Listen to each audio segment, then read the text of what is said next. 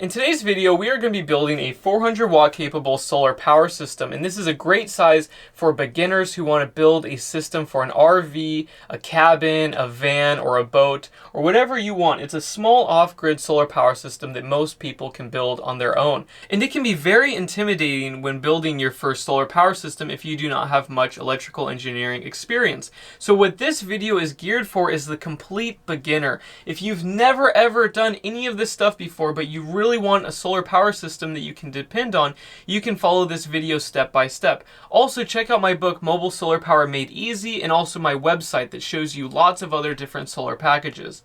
So before we build our system, let's talk about what we have in front of us. These are the major components of a solar power system, minus the solar panels and minus the battery. The battery and the solar panels are very easy to mount, but the stuff between the battery and the solar panels, people have a very hard time with. So what is this? First, we have a solar charge controller. This takes the power from the solar panels and makes it usable to charge the battery and power our appliances. Next, we have DC power and we have AC power. AC power is what you're used to using inside of a home, and this is where you can plug your appliances. This is called an inverter. Next, we have a fuse box. So if you have DC 12 volt appliances, this is where you connect it. You find a fuse that the appliance is rated for, and then you connect it right here. And I think most people are capable of taking a piece of plywood and mounting these components to it, but the hard part is using the right gauge wire with the right size circuit breaker and making everything close and measuring and cutting wires accordingly, and how to crimp these connectors. If you know how to do that, you can build any size solar system very easily. Before we build our solar power system, we need to talk about what tools are required and what I recommend. So on this side, we have electrical tools, and these are my wire strippers, and then we have wire crimpers. So with my wire strippers, I have one of these, automatic wire strippers, and everyone should get these, and they're good for up to 10 gauge wire. So this is for small wires. And then these are for difficult situations, and then this is for large gauge wires. This has an adjustable blade so it can remove any insulation, and this is what you should be using. Next, we also have these cable cutters, and I like to use these for very hard to remove insulation. And if something's very difficult, you can use a razor blade. Next, let's talk about the crimpers that I use. We have a 3-point crimper, and this is for up to 4/0 gauge wire. So this is for huge wires right here. You can also use a cheaper hammer type crimper with a small mallet or a hammer. And this is good for most people, and it costs only 20 bucks. This one's about $50, but this can do everything, and this works really well. You can also connect an impact gun on this side, and it makes a perfect crimp every single time. And this is called a 3-point crimper. And then for small wires, I use these 3 crimpers. So this is for standard sizes. So if the crimp connector has red, blue, or yellow, I can use this crimper, and it gives a perfect crimp every time. If something does not have insulation, or it's a strange size or something, I use this crimper, or I use one of these little crimpers right here. And these are also cable cutters, but I don't use those as cable cutters. I use this as my cable cutter. Next, we have standard tools. So you're going to need to have a small socket set so that you can ratchet down the little nuts and bolts on the actual components themselves, such as this inverter. You're going to have nuts and bolts everywhere. Next, we're going to have, various pliers. Next, you need some flathead screwdrivers, and what these are useful for is screwing down the terminals on our solar charge controllers and other various components. Next, this one is so important, a Milwaukee impact gun, and lots of drill bits and various little attachments. I love this. If you don't have this, you need to get one for other things around your house. It's amazing. Then we also have this little black marker for marking the wire before we cut it. And now that we have the tools out of the way, now we can talk about what hardware we need. First, we need electrical tape. We need screws so we can mount our components onto a wooden board. We need cable clamps, and these are very useful for holding the wire down to the board. We need washers of all various sizes. We also need circuit breakers and fuses. If you don't know what size circuit breaker or fuse you need, please check out my website for your system. Next, we need a bus bar, which is nice. It makes your system look nice and clean. We also have terminal connectors that are made out of copper for large gauge wire. We also have a soldering iron. with some solder and a cleaner for the tip. We also have standard size crimp connectors and large gauge wire crimp connectors, so even more crimp connectors, and you can never have too many of these. You always want a lot of them on hand. We also have an inline fuse if we need it for something. XT60 connectors, these are not required, but I love using them for all sorts of things. And that's pretty much it. These are the basic tools that you will need. But like I said again, most people can get by with just this, and this, and this, and then they can have a hammer crimp. And you don't have to have all the tools, but this is what you need if you want to cover all systems. And this doesn't cost that much. And this is my box of wires. So you guys don't need all of this wire, but what you do need to do is have like 10 or 12 gauge wire for DC appliances. You also need some solar input wire, which is UV resistant, and this stuff is more expensive than the other stuff because this can last in the sun. And that's very important. If you have wires on your roof, you need solar hookup wire. You cannot use stuff that you buy from Home Depot for it. You need solar panel hookup wire. And then also for connecting large appliances, I love 4 gauge if it's mounted on wood. So 4 gauge works really well, but if you have a large inverter that's more than 2,000 watts, or the inverter is far from the battery, you're going to need like 2 gauge or 0 gauge. You can use my book to figure out what size wire to use. But 4 gauge and 10 gauge and solar input wire, you're pretty good. That covers most systems. Here are the components that we're going to be using for this system. We have a pure sine wave inverter, 1500 watts. For this size system though, I recommend most people get a 2000 watt pure sine wave inverter. We also have a 40 amp MPPT solar charge controller, and this is the one I recommend on my website because it has huge input terminals, and I love it. You can program it, you can charge any battery chemistry. This thing's great. Also, with the solar charge controller, you're going to get a temperature compensation, a thermometer module, and then you're also going to get an MT50. And this is required if you buy this because these are so very useful and important. Next, we also have a fuse block, and I bought the Blue Sea Systems 12 circuit with negative bus. This is the best one on the market. It is amazing. And we also need a piece of wood to mount all of these components on, and all the circuit breakers and the wire. So try to find a piece of wood at the store. I prefer hardwood, but plywood also works as well. And of course you need solar panels and batteries, but this video is covering more of how to connect the components together, because that's the hard part. Batteries are easy. You stick them in a battery compartment or a safe insulated area, and then the solar panels you mount on the roof, and then you run some wires down. But for this system, we're going to talk more about wiring all of these individual components together. Before we build our system, we need to think about how we want to mount these components on the wood board. This wood board should be measured and cut to fit inside of your vehicle somewhere. It can be in the battery compartment, it can be in a closet, it can be wherever is most useful. The spot that is closest between the solar panels and the batteries. There should be a midpoint, but typically we want the inverter right next to the battery so that we have minimal losses, because this requires the most amount of power and you need the biggest wires going from this to the battery. So when we think about this, we want this close to the battery. So I'm going to put this right in the middle. For the solar charge controller, it can be elsewhere, but it's better to have it near the battery.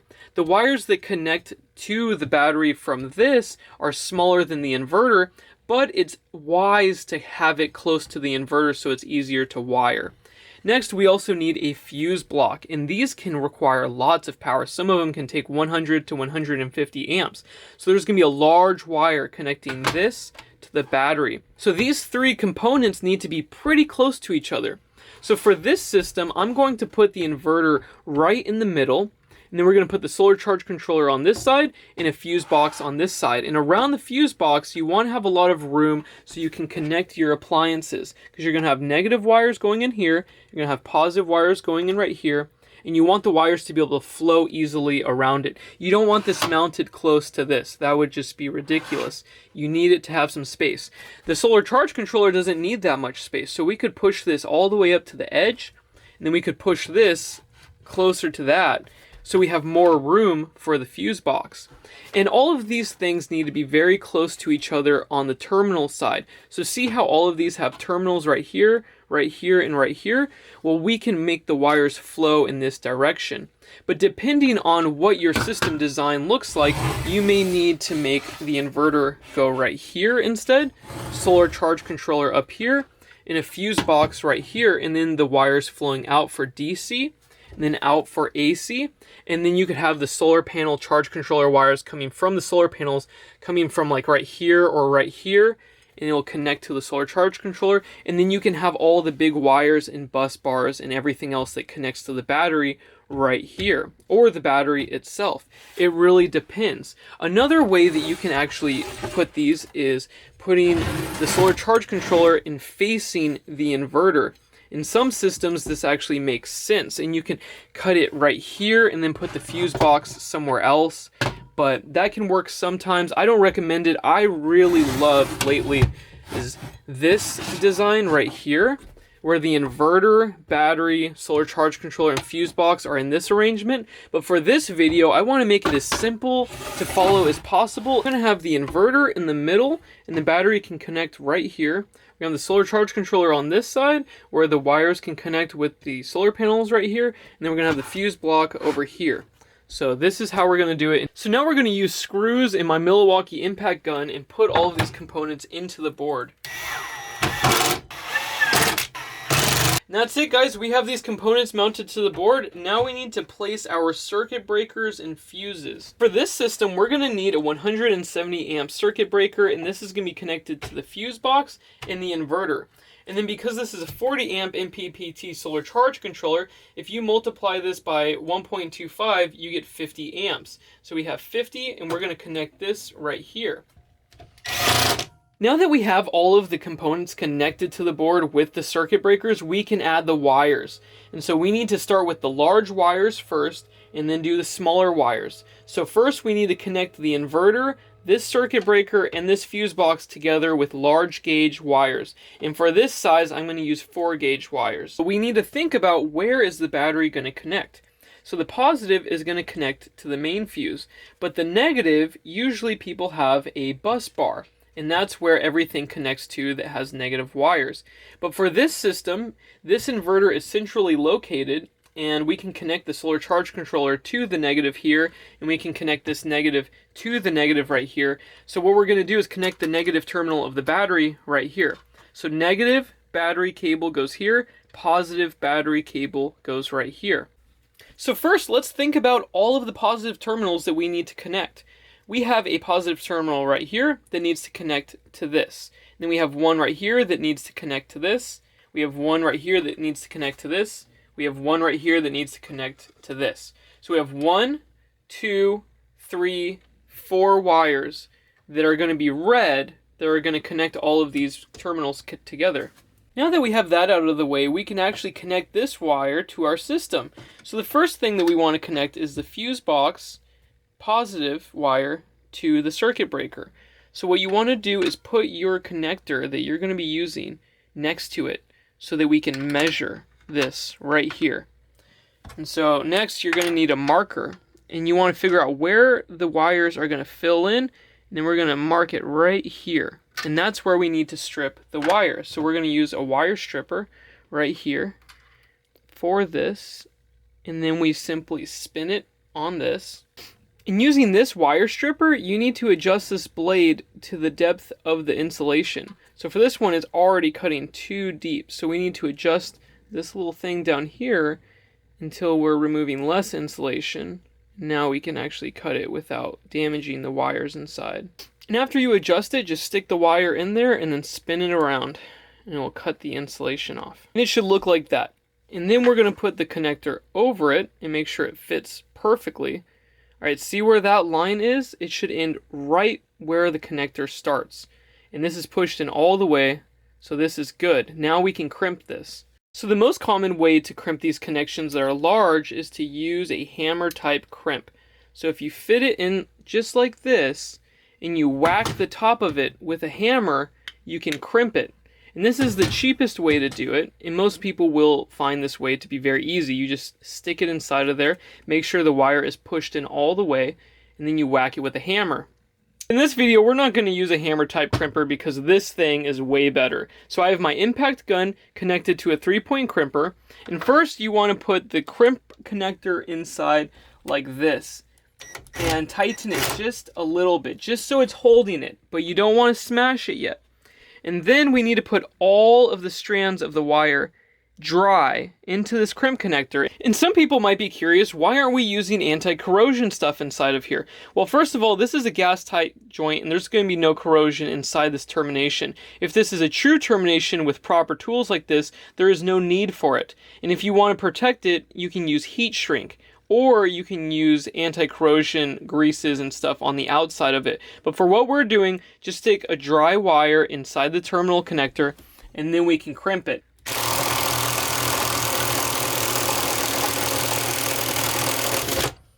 And this one is done. Just like that. You can see that it went all the way through and it pressed it really nice. You can use heat shrink to protect this, or you can use electric tape. Because this is not marine or around, salt or water, electric tape will work fine and it's very easy and fast. So now that we have this wire crimped, we can connect it to the fuse box.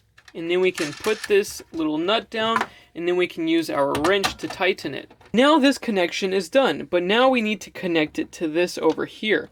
I like to tighten it down so that when we measure and cut this side, it will be perfect. And so now let's get out our marker. So if we place the connector on the terminal, and then we put the wire on top of that, we can get a really good measurement. And so the wire should stop right here. So that's where we want to cut the wire, and then where we want to remove the insulation is right here. And so actually we'll move this just a little bit over here. So now we know where to cut the wire and where to strip the wire. So first, let's cut it with our cable cutters. And let's look at it to make sure it actually fits properly. And that looks really good. And now that we know that it fits really nicely, we can take off this insulation and strip the wire. And instead of using this little wire stripper, I'm going to show you guys how you can do it with this. This is not recommended by some professionals, but I like it. And as long as you don't hit the wire and you're very careful, this is a very fast and easy way to do it. So what you do is you put it in the cable cutter, and it's a small cable cutter, not the really large ones, just a nice little handheld one. And you spin it around slowly. And you look to see if it's actually made it down to the wire. So I can pull it back right now and see where the wire is. So I know that I'm not hitting any of the strands of wire. And if there's a thick spot, you can rub it slowly on there until you hit it where it needs to be. And now there's just a little bit of plastic holding it on, so we can actually use our hands or pliers. And bam, that's a perfect one. There is not a single strand that got hit. Now that we have both ends ready to go and we can crimp this side, we need to figure out what angle it needs to be. So if this circuit breaker was angled differently, we would have to orient this crimp connection differently. Because this is flat to flat, we can make them the same and then crimp it like that. For this one, let's do a hammer crimp, because why not? It will be fun to show you guys. So you put it inside of the hammer crimp just like that. Very straightforward, and make sure, like I said a second ago, it's oriented correctly for how we are putting it on the board. So for this one, it needs to be flat to flat. And something you guys have to get right though is aligning this thing so it goes down, because some of the cheap ones like to go the other way. So make sure that you look and see that it's in there properly, and then you can start hammering away.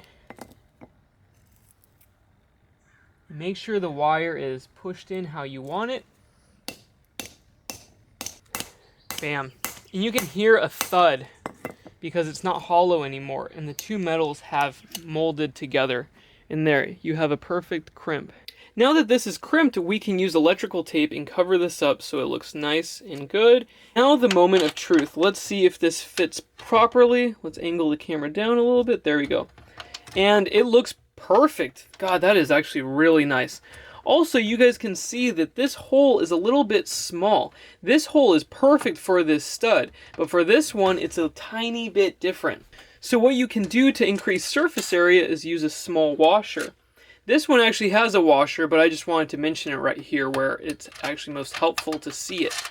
And then you guys can see that none of this bolt is touching the insulation. If this insulation was going further under here, that would be bad and you'd have to remove some of it. But this is perfect, so we're going to tighten this down just like this. And that connection is done. We are completely finished right here. We still need to connect a wire from here to the inverter, so we're going to leave this nut off. And now you just need to repeat the process over and over to connect all of these. So for the next one, we're going to do an inverter to the circuit breaker. That is perfect. Both of these connectors fit with this stud, and there's lots of surface area, and it's nice and tight. So this looks really good so far. Now we're going to have to connect the inverter to this circuit breaker so that we can supply the solar charge controller with the connection to the battery. And luckily, I actually have some wire that I used for this in my last project, and it fits perfectly, so I can just tighten these down. And so now, when you connect cables to an inverter post, you want to make sure that they all lay flush and flat, and there's lots of surface area. And then we also have a washer. You can also put a lock nut washer on there as well. And that right there is a perfect connection. Now we need to put a bolt down here, but we need to add a washer because we didn't have the right size for this stud, but that's okay. Especially considering how much power is going through this thing, it will be fine. So use a small washer and then tighten this down, just like that. And now that wire is perfect. Before we move on, we need to talk about the wire gauge sizing. So this is 4 gauge, and this one is 4 gauge too, because it is protected from the battery as an amp source by this circuit breaker. So all of these wires connected to the circuit breaker need to be 4 gauge. If they're a longer distance, then you need a thicker gauge wire. But at this point right here, now that we have a circuit breaker, we can reduce the wire size because all we need is this to be able to handle 50 amps from here to here. So what we're going to use is a 6 gauge wire, and then we're going to connect it from the circuit breaker to the solar charge controller. So first we're going to measure it, and this looks about right, so we're going to snip it right here. Now we have a connector that is made for this gauge of wire and can fit this stud. So we're going to connect right here and crimp it. Crimped it and protected it with some electrical tape. Now we're going to tighten it down a little bit. You don't want to tighten these too much because these nuts are kind of small, so you can damage them or strip them. That's perfect right there. Now we just need to strip this side and stick it in this little hole right here for the positive battery. And this is where we need a small flathead screwdriver. And now what you need to do is unscrew this all the way until it stops, because we want this hole open as large as possible. Then when you look inside, you can see where the screw goes down. And then make sure that the insulation goes all the way up as far as you can where the screw starts. And then you can screw this down, just like that. And now this is solid. And those are our main positive cables. We have a 4 gauge, a 4 gauge, and a 4 gauge, and a 6 gauge. These are the 4 main cables for our system. And now we can do negative black cables. And as you can see, now the negative wires are connected. And then also we need to cover up these positive terminals, because if somebody drops a tool over here on this terminal and it's touching a ground such as this case or something like that, you can get a spark and it can set off this circuit breaker. So what we're going to use is electrical tape to cover all of these positive terminals. And this is what it should look like when you cover the terminals with the electrical tape. So I just used like 3 pieces on here, a couple pieces right here, couple pieces right here, and I think 1 piece right here, and this will make sure that nothing short circuits on accident. Now that all of this stuff is done, we can connect the positive terminal battery cable to the main circuit breaker right here. In this battery cable, because it's a 2 gauge cable, we have a 175 amp fuse, and this will connect to the positive terminal of the battery. And then this other battery cable that goes to negative doesn't need a fuse and it has nothing. So these two connect to your battery system. On your battery, this is a tiny battery that we're going to use as an example. It's a small steel lead acid, but on your battery bank system, you're going to have positive and negative. And check out my book if you want to know how to build a battery bank. But for this system, we're just going to connect it straight to this battery. First, put the positive right here. It's like this, and then you put the negative right here, and you're going to see some sparks. See that spark? That's the inverters, capacitors charging. And so now we can connect this with the bolt. There's another spark. Now that the battery is connected, we can go up here and check out our stuff. So first, the solar charge controller is on because there is a green light for the battery. That is good. That is a good sign. Next, on the inverter, if you press the power button, it should be able to turn on, and it just turned on. So if you don't hear any crazy beeping noises, you know that it's working. And we can turn it off now. And now with the fuse box, this is pretty straightforward, so we can test that later. But this system works. So now we can finally connect the solar panels. And this is where you're going to connect the solar panels. You have a negative and you have a positive. So you're going to have two wires that come through your roof, and then you connect them right here. You simply unscrew them with a flathead screwdriver, and then you stick the wires inside. If this light does not come on, or it does not come on at all, do not connect the solar panels yet. You need to make sure the solar charge controller is working with your battery first, and then you connect the solar panels. So I just added some MC4 connectors as placeholders for solar panels. And when you connect the solar panels on, and there is sunshine, this green light, the PV or photovoltaic, should turn green. And that means that it's charging up your battery. So when you plug in these solar panels, another green light should illuminate. The solar panels are installed, we can add the temperature compensation sensor. So all you do is plug it in right here where it has a little temperature thing. Then you can have a long wire, and this needs to go where your batteries are. So if you have a battery compartment, you can zip tie this to the battery compartment. But you want to be as close to the batteries as possible. Some temperature sensor modules will actually have a connector that goes on the negative terminal. Typically what I'll do is I'll stick it right here and I'll zip tie it to the negative wire. And that ensures that the temperature of the batteries is being recorded by this, so that it can influence how the solar charge controller is charging up your batteries. In this solar charge controller, we also have load terminals, and I do not suggest anybody using these. I do not like them at all. If you want to connect a load to the system that's 12 volts, connect it with the fuse block, and we'll get to that in a second. So for the final wire for the solar charge controller, it's the MT50. And this is very simple to plug in and use. You plug it in, and then the other part plugs into the back of this screen, and this will tell you stats about your system. We do not have solar panels connected, so ignore this part over here. This is also kind of confusing, so please read the manual when you get it. It says 13.4 volts in the middle, and that's what the battery is at. And if it's a happy smiley face, that means that the battery is full. And with this device, we can find out all sorts of interesting stuff. We can figure out how much watts the solar panels are producing. We can figure out the temperature of the controller. We can also figure out if there's any loads, which we don't want. Manual control. And you can also press escape and then go down to control parameters. This is my favorite place because you can see what it says. Battery type is sealed, and this is a sealed lead acid. If we were using a lithium iron phosphate drop-in lead acid replacement, this would be perfect. Sealed works for most batteries. If you have flooded batteries, you're gonna have to go in here and change this yourself. If you have a sealed one that's on my website or lithium, you are good to go. If you have a home-built lithium, you're going to have to program this with your computer, and that's very hard and difficult, and you can watch my other videos for that. So don't even think about it. If you buy the solar charge controller on my website, and you use one of the batteries that I recommend, you don't have to program this. What you use this for is monitoring, and this will tell you all the stats you need to know. It will tell you how much power is being produced and how much is charging the battery. This amperage right here is how much power in amps is going into the battery at this voltage. So I like to look at this because this stuff can fluctuate.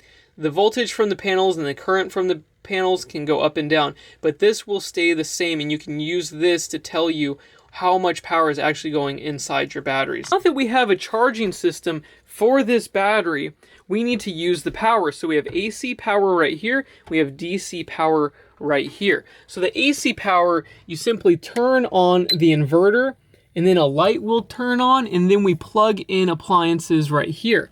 For the DC fuse box, we're gonna attach appliances directly to this. So let's look at this real quick. We have one fuse that came with it, but we need to add our own fuses.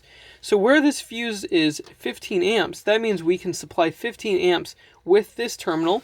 And then we have negatives right here. These are grounds. So if you have an appliance, you're going to connect it right here and right here. And then let the wires dangle out. And you can connect the wires to this board with these cable clamps. And these will hold the wires onto the board so it doesn't get too messy around the fuse box. Now we're going to actually connect an appliance to this fuse panel. I have XT60 connectors so I can connect multiple devices to it with high and low amperage input, but this can handle 60 amps. So what I want to do is put it to a 20 amp fuse because most of the appliances that connect to this are pretty small. So we're going to find the positive and the negative wire. And we're going to add crimp connectors and attach it right here and right here. So the first thing we need to think about is, where is this wire going to run? Let's say the wire needs to go over here. And they're going to go underneath here. And then we have a positive all the way up here at a 20 amp, and then we have a negative way down here. See how there is excess? What we need to do is cut this wire right here, because we don't need all of this wire. Just like that. So now when you measure it, you can say the negative goes right here, positive goes right here. And it's a good distance and everything lays flat. So use one of these automatic wire strippers to take just a little bit off the tip. And then we have 2 stripped wires that we can add crimp connectors. So for this size wire and this type of terminal, we can use this little blue one. So what we want to do is slide the wire inside of there, make sure all of the strands of wire go inside and fit perfectly inside the connector. And then what we do is crimp it with our crimp tool. And because this is a blue connector, you put inside the blue indentation, and then you squeeze, and it's done. And then do it on the other wire as well. And these crimp connectors actually have heat shrink. So what I use is my stove, but you can use a heat gun or whatever you have on hand to make these things hot. And then the heat will shrink it. And it should look like this. It's smoking just a little bit, so we can turn the fan on. But that's a perfect connector. Now we need to connect it to our fuse block. So first, let's get the positive wire for your appliance and screw it down. And then we have a negative wire. So loosen one of the negative bus terminals, push it in there, and then screw it down. But we have this wire dangling around still, so we're going to use a cable clamp and install it into the wooden board. And then hold it where we want it to be.